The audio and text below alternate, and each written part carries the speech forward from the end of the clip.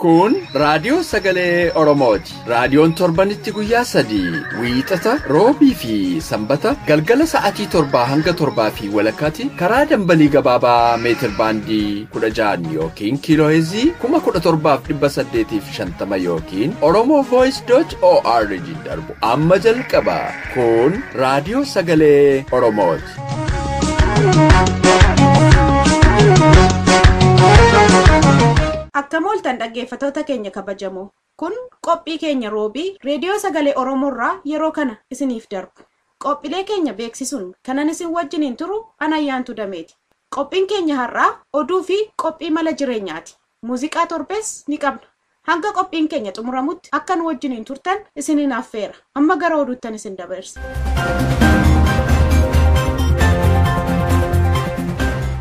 Akka mooltan dhaggeeffattoota keenya oduu saati kanaaf qabnu sin dhageessisaa Annaa Basaawaq jiraati.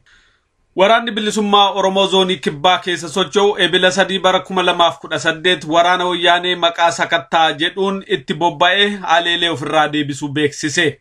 Woboon zoonii kibbaa akka beeksisetti waraana goolessituu wayyaanee godina Booranaa ona Borbor keessa maadheffatee maqaa sakattaa jedhuun konkolaataa oraalii lamaan itti bobba'e gootummaan aleellaa irratti fudhateen loltoota diinaa konkolaataa tokkorra turan guutuu barbadeesseera.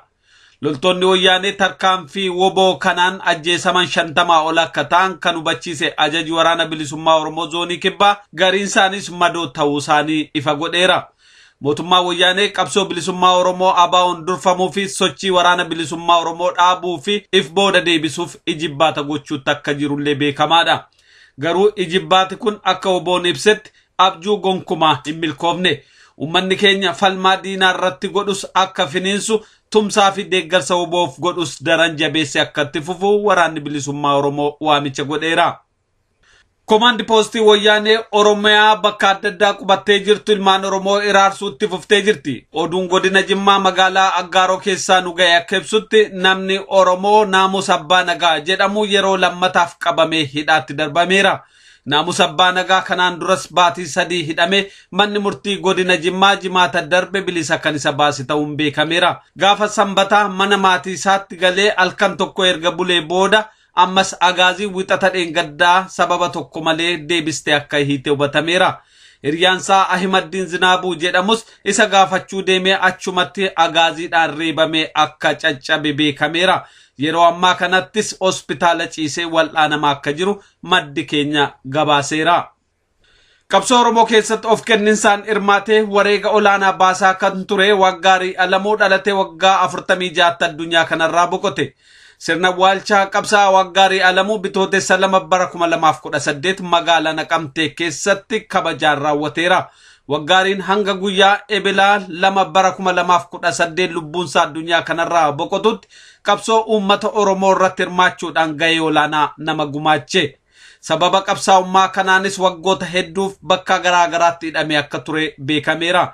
Keessumaayyuu bara 2015 irraa kaasee hidhaan isa mudate hedduu akka samiidhee ture kanneen isatti dhiyaatan ibsaniiru. Waggaariin abbaasaa obbo Alamuu Kaasaa fi haadhasaa aadde Gammadee Ayyaanaarraa bara 1972 godina Wallaggaa Bahaa Konyaa Ebaantuu bakka Bakkanniisaa jedhamutti dhalate. Waggaariin nama amala qabeessa maatiisaaf abboomamu akkasumas dargaggootaa fi namoota isatti dhiyaataniif immoo fakkeenya gaarii ta'ee qabsoo Oromoo keessattis fakkeenyummaadhaan gumaacha guddaa baasaa ture ta'uun hiriyoonni isaa ibsaniiru. Waggaariin abbaa maatii fi ijoollee 2 akka ture beekameera. Raadiyoon Sagalee Oromoo maatii firootaa fi hiriyoota isaatiif jajjabina hawwa. Oduun saati kanaaf qabnu kanumaa qophii keenyaa fi waliin nagaan nu tura.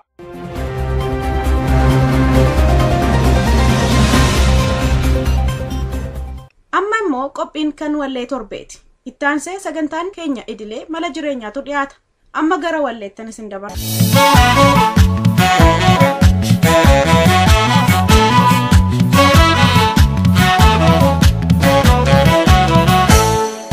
Algaloto kullalleen kan tufaan algaloto gaara bichuu turii algaloto galaan finfinnee maasee algaloto silakka jaalalaan algaloto walirraan fagaannu algaloto jalaan nu fageesse algaloto kullalleen kan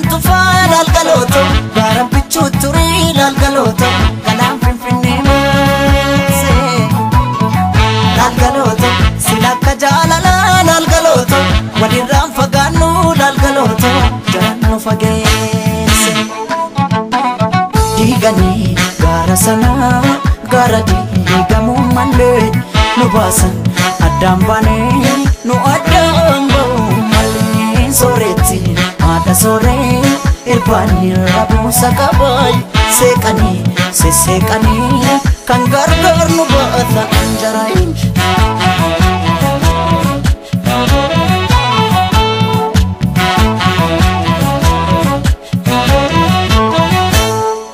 Ogalaanetiya qotiyoon abbaan didaa yaadidaa harkoota keessa.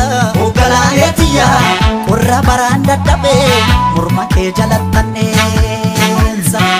Ogalaanetiya sululta looniin tiksu darabaatti galchiidha. Ogalaanetiya yooman dhufee si akka ansirraa fagoon jira. Maalan jira maalan jira yaga yaani maalan jira caccabsee na nyaatee jira. Anin jiru wali anin jiru yaga anin jiru kutee na nyaatee jira. Kotee nami ciisanii darbatee yaga kotee nami ciisanii darbatee. Rafeen buluu namni waan morma abdatee yaga maalan jira caccabsee na nyaatee jira.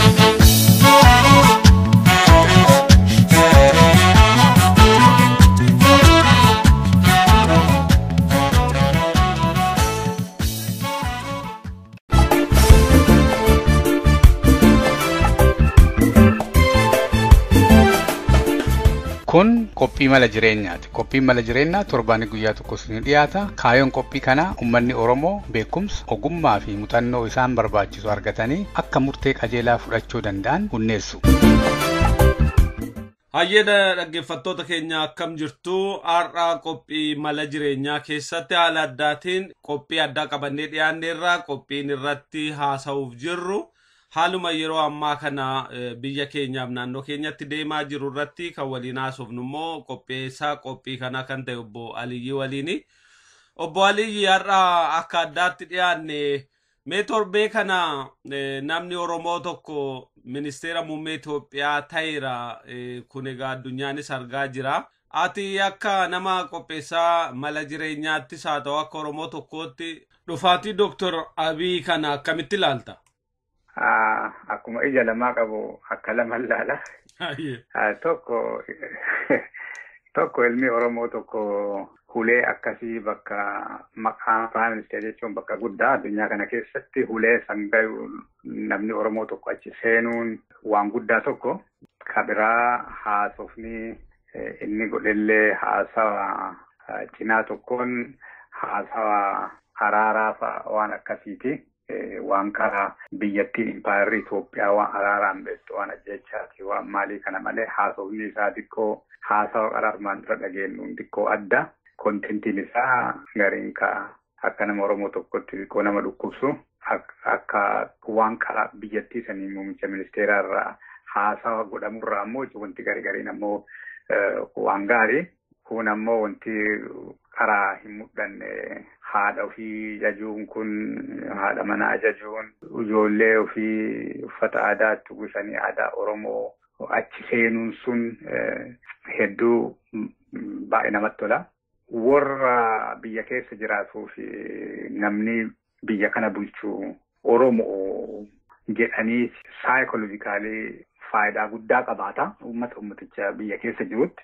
Karaa biraatiin wanti ilaaltu namni filame kun nama Oromoo haa ta'u malee poolisiin isaan faana deeman haasofni isaan inni godhe fakkeenyaaf Itoophiyaa jajuun biitituun jechuun warri amma Oromoo fixe warri maal ta'e bakka ulfina guddaa akka qaban haasa'uun namni Oromoo tokko hiree yeroo argatu akkanaa kanneen waan guddisee nama dhukkubsu kanneen achi keessatti jechuun.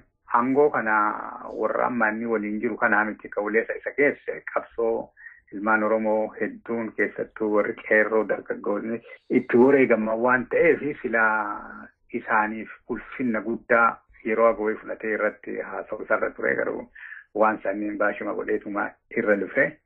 Waan amma nama biyya keessa buqqa'ee ammaa kana rakkoo guddaa keessa jiru kanallee waan guddaa waan kaasee hin qabu. Rakkoo guddaa isa mudatu amma state of emergency kanneen illee haalli inni amma keessa filame maal filamaa miti filmaan yoo manni file selected jedhani oromifaan maal akka ta'e hin beeku. Haala san keessatti waan sanii waan dubbate hin qabu. Overall Oromoo fi akkuma yeroo Faayisaa Leellisaa waa'ee Oromoo addunyaa kanarratti haasa'amu wanti Oromoo waan bishaanis ta'e waan badaanis ta'e maaliif siyaasaan addunyaa tuni karaa mootummaa keessaan hojjetti government to government. Kanaaf wanti Oromoo amma center stage qabateera.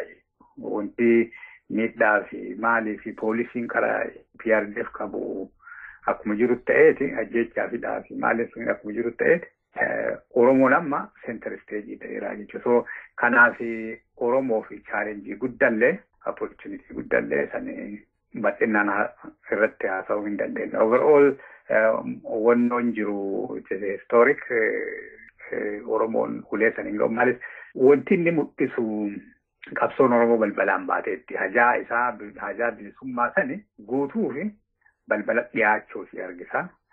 Namni amma Oromoo tuffatu maal jedhu kunneen hiree isaa baay'ee gadi qaasaa deema. Yoo jabaatanii dalagani wanti nu barbaannu dhugaa sunillee fagoo irraan jirtu.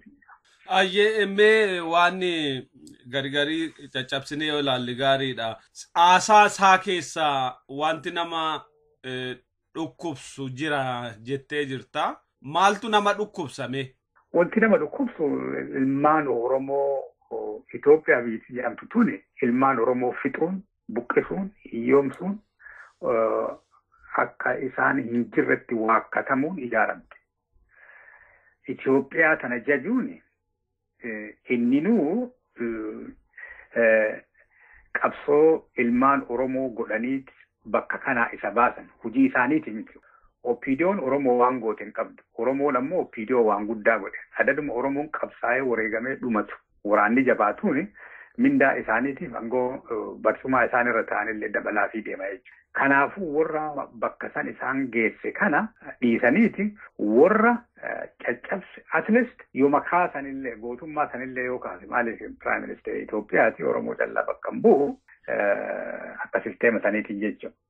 Yoo maqaasillee hammeenna Oromoo irra geessanii tuquu hin danda'a ture amma yoo jarallee ammatti jara mufachiisuun barbaanne waa amma aanolee irratti ta'e calii calanqoo irratti ta'e kanneen kaasanii kanneen irraa barannee dhufuuf akkamitti akka deemnu haasa'uu danda'a ture yoo waa'ee gadoollee haasa'uu hin barbaanne. Kunniin maaliif waan akka Oromootitti deebisee nu ijaaree maappii keenya ijaaree afaan keenya deebisee warra waan kanaaf jecha qe'ee isaa baddee wareegame kanneen warra isaan fixe jajee jechuudha. Kanaaf yoo akka nama bilisummaa barbaadutti akka qabsaa tokkotti si dhukkubsaa yoo ka waa irraa hedduu taate. Nama akka kiyyaa uumaa dhukkubsu dhabuun mala maaliif jalarraa uumaa eegu qabsoon keenya karaa isaaniitiin miti ka waa dhufu isaanii gargaaramuu hin dandeetta.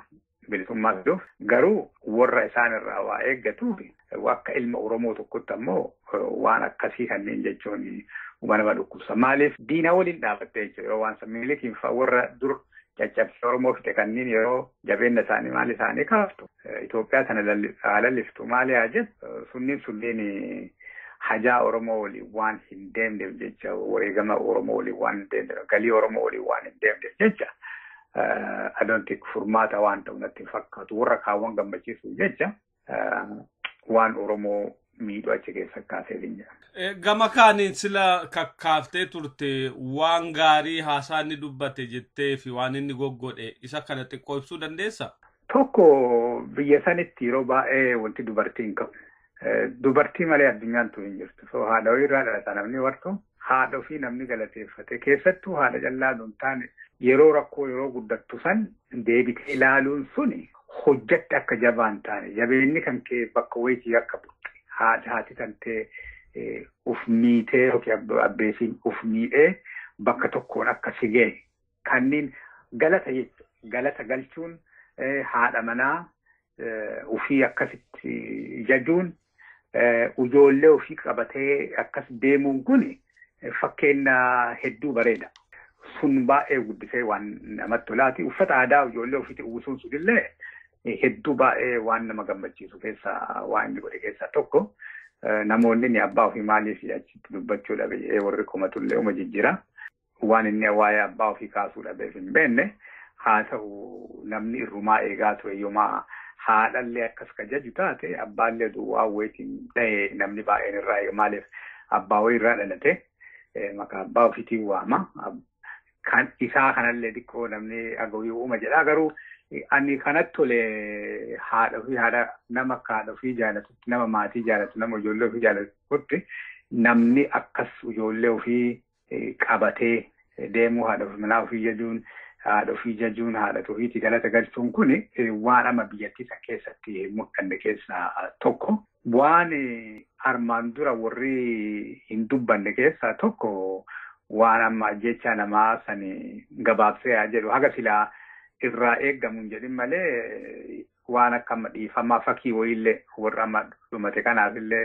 waan akkasii wayii calaqqisiisuun sunillee malkata gaarii silaa sanuu hin godhan jedhee irraa eegaan turre garuu san godhuun sunillee gaarii waliigalatti silaa uduu wanti gaarii silaa namni irraa eeguma jijjiraa afa amaaraa callaa sun tana Oromiffallee waa wayii jedhee hin jiraan sanillee uma irraa eegaa namni waliigala bakki itti namatti tolu suni bakka amma maatii jechuu sani kama wannollee haa ta'u fakkeenyi amma inni warri Hayilamaariyaamii fi maali akkasitti warri eebbatanii waliin jedhan sunillee fakkeenya gaarii yooma diktaatorallee ta'an yooma warra nama ajjeesanillee ta'ani namni duraan angoorra tureef namni amma angoorra jiru kunni warri eebbatee waa wayii simboolikalillee haa ta'u wanti akkasii sunniin mul'achuun sunillee waan amma mul'ate keessaa baay'ee gaarii waliigalatti Oromoon afoo dhaabatee namatti dubbachuu warri kun waan ammoo barcuma irra taa'ee harka dha'uun sunillee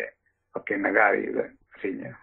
Waan gariis waan akka gadaa kana faarsuu jalqaba irratti kaaseera waaqeffannaallee achi keessatti kaaseera akkasuma aadaa Oromoo nama jaalalaan nama jiraachisu jedheellee haasaa keessatti aadaa Oromoo jechuu baatus akka Oromootti wanti inni dubbatee jira. Kunis itti da'amee wanti inni godhe kun xiqqoo amma warra duraarraa nama hawwachuudhaaf tooftaa addaatti fayyadame wayii waan godhe hin fakkaatu? Godhuun malanii garuu tooftaa natti hin fakkaatu yeroo masaati ga'e.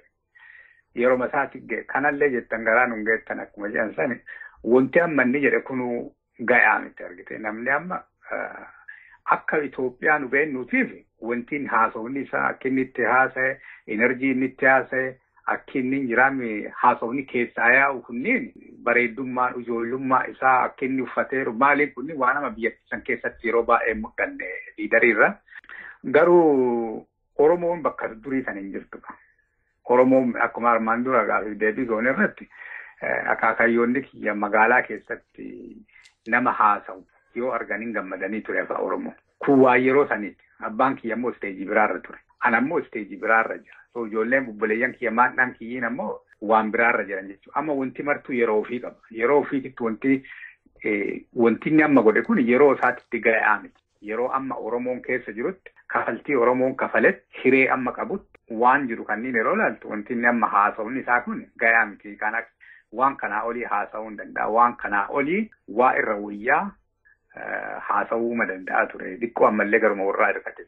Bareeda kan keerraa hubannoo keerraa alammoo akkamitti ilaalte reaakshinii namootaa yookaan waan kana Oromoonni akkamitti ilaalanii walitti dubbachaa jiru akkamitti fudhachaa jiru kan jedhu kana overall innaa ilaaltu maal fakkaata? Ati namni baay'een gammachuu guddaa qaba. Oromoo Prime Minister haa ta'uu isaa baay'ee gammachuu irraa qaba. Maaliif nama garii fi waan kanaa waa eegaa hin jirree fi akka waan guddaa tokko akka waa manni nu dhugumaan dhaquu barbaadnu sun kijibaanus haa ta'u fakkiifis haa ta'u namni Oromoo tokko achi dhaqee karaa laafaa keessattuu amma waa'ee uffataa sanniin ilaalee namni baay'een wanna jedha armaan dura ammoo obbo Lammaan waan akkana hojjannaa akkana goonaa jijjiirama goonaa jedhanii armaan dura waan Oromiyaa keessatti haasaa turaniif waan haasayan san hojiirra oolchanii ammallee waan guddaa biraa fiduu hin danda'a jee namni garigariini abdiini waan tokko wannan jedha ammoo cinaan nama ammoo eegaa achi seene bakka aangoo seenaara aangoo tana seera fayyadamee waa adda addaa fayyadameeti waa wayii hojiirra nu oolchee waa wayii waa nuu fiduu danda'uuf hiree haa kenninuufi warri jedhullee hin jira. Warri kun ammoo warri waa'ee siyaasaa warri qabsoo tana akka gaariin beeku. Inni Oromoollee haa ta'u poolisiin isaan deemsisan kama ajjeechaa san kama hidhaa san kama nu buqqisuu san ka aangoorra turuu san ka qabeenya keenya fudhatanii itti fayyadamuu san ka biyyaa nu ari'uu san waan ta'eef jecha rakkooni waa isaa hojjetaniiyyuu miti. Rakkoon isaan achi deemanii biyyittii teenya gadhiifamtu malee furmaanni hin dhufu. Isaan yeroo dubbii itti jabaatte waan adda addaa waan silaa namatti gammachiisanii nama gawwii ufit deebisan kanneen hin godhani yeroo dubbii irraa laaftamu bakka ofii kaanitti deemanii. Kanaafuu jararraa waa eenyu hin qabnu waan jarri hojjettuu miti rakkoon jarri deemuu qabdi. Kanaafuu qabsoon keenyatti fufuu qaba jedhanii warri waan sanneen aduu walillee hin jirani.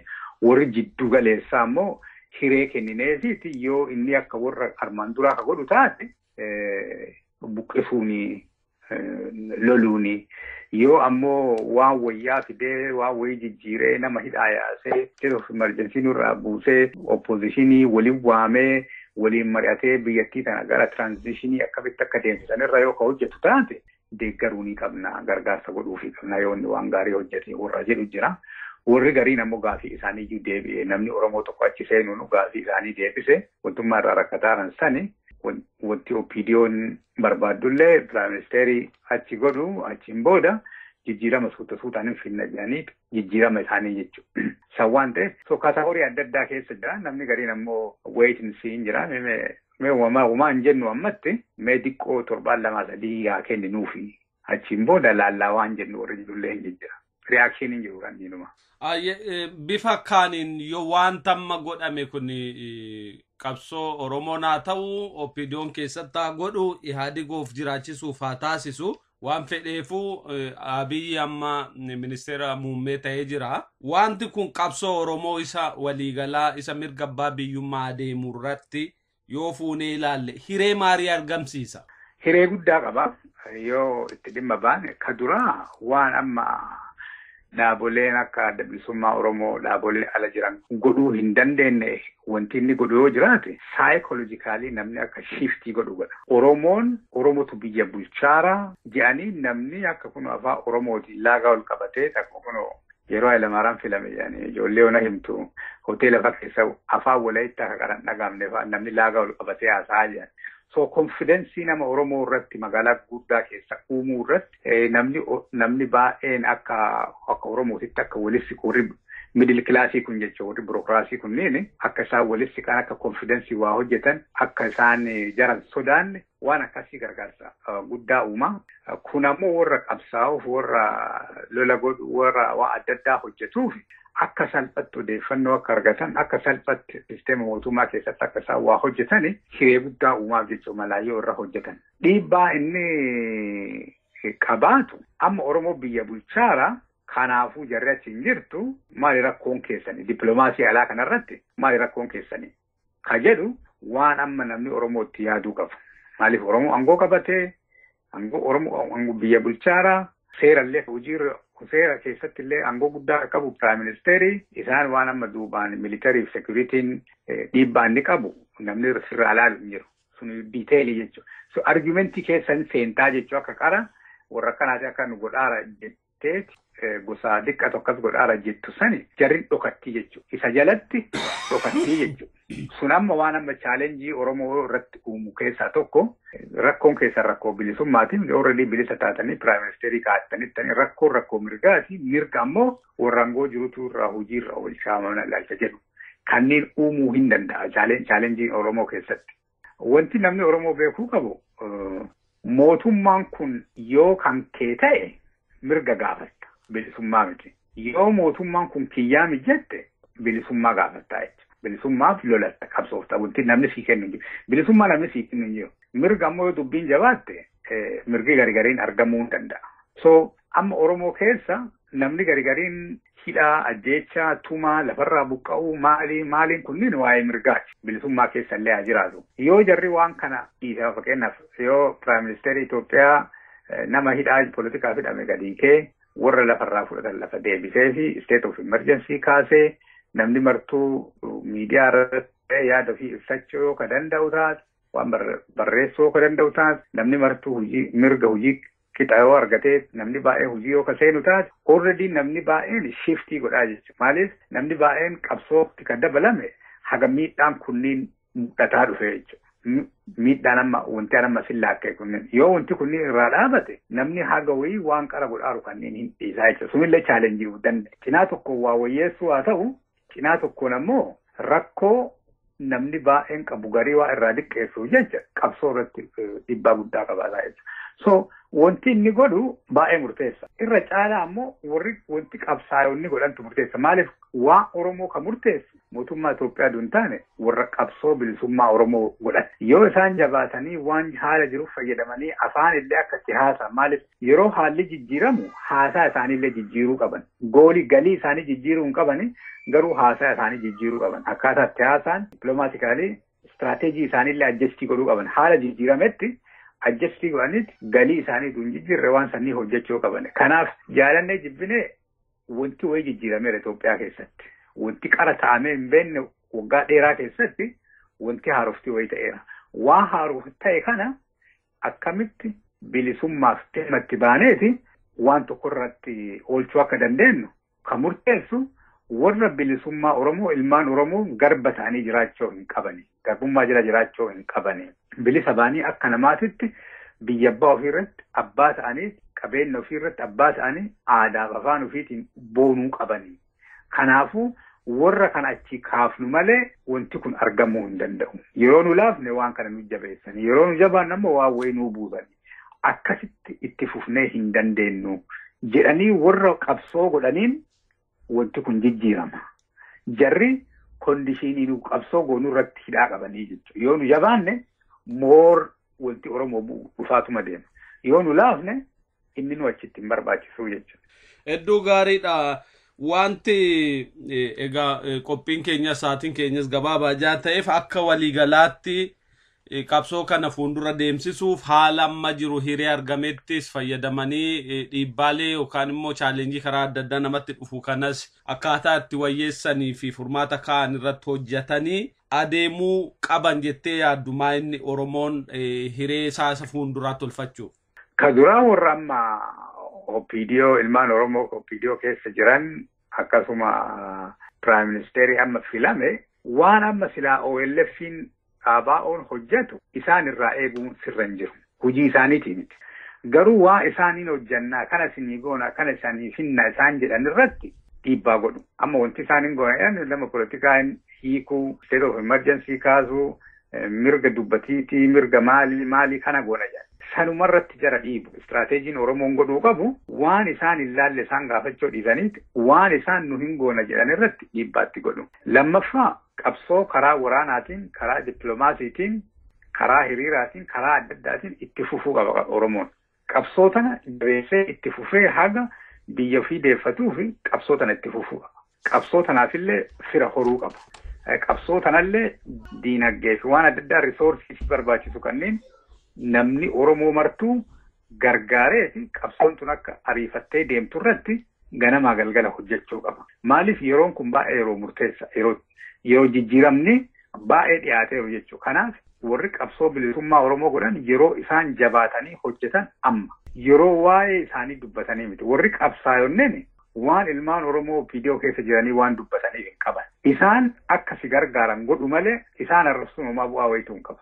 Uduu qarrabni ka isaan waa godhu taate waggaa 27 arrabsitee homaa bu'aa wayituu. Kanaaf bakka qabsoo Oromoo kana akka jabaattee isiin deemtu akka namni baay'een illee biyya keessaa OPDO keessaa mootummoota keessaa qabsoo Oromoo tana deeggaru haala mijeessuu hawachoo qabsoo tana jabeessuu risoorsi warri deeggartoota qabsoo ammoo warri bilisummaa Oromoo arguu barbaadan ammoo qabsoo tana miidiyaa naa taatu waraana naa taatu waan adda addaatiin qabsoo deematu tana jabeessanii ta durii caalaa gargaaru.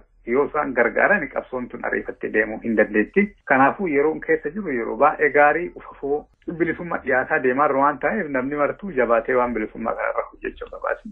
Ayyee dhaggeeffattoota keenya egaa haala yeroo ammaa jiru irratti waan gabaabaa mul'atu irratti obbo Aliyyiin ibsa bareedaa nuu kenne. Obbo Aliyyii hedduu galatoomii qophii keenya sasumaan xumurra. Fayyaa ta'e.